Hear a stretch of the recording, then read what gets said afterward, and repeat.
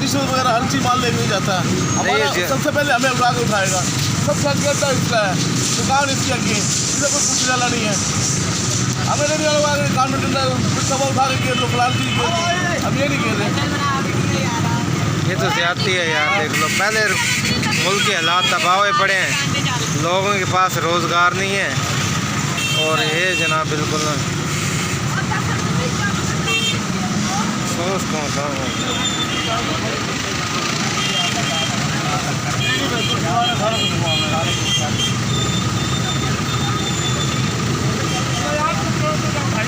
यार चली उधर खोलो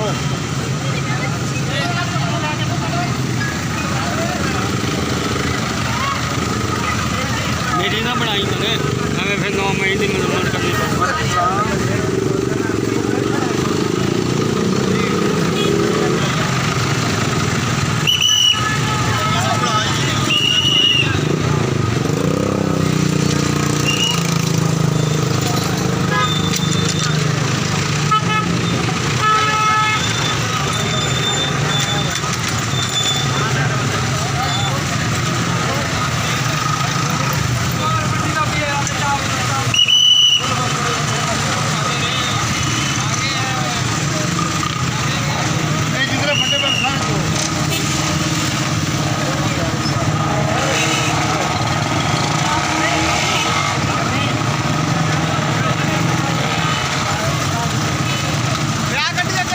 साजिद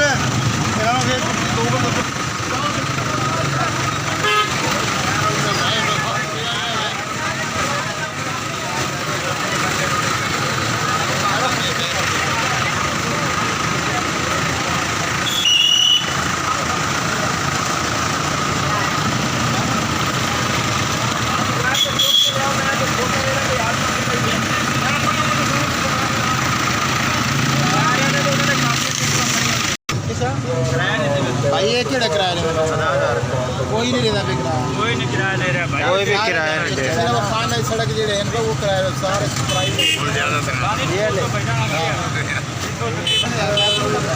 2 किलोमीटर समय सीधा आगे जाएगा।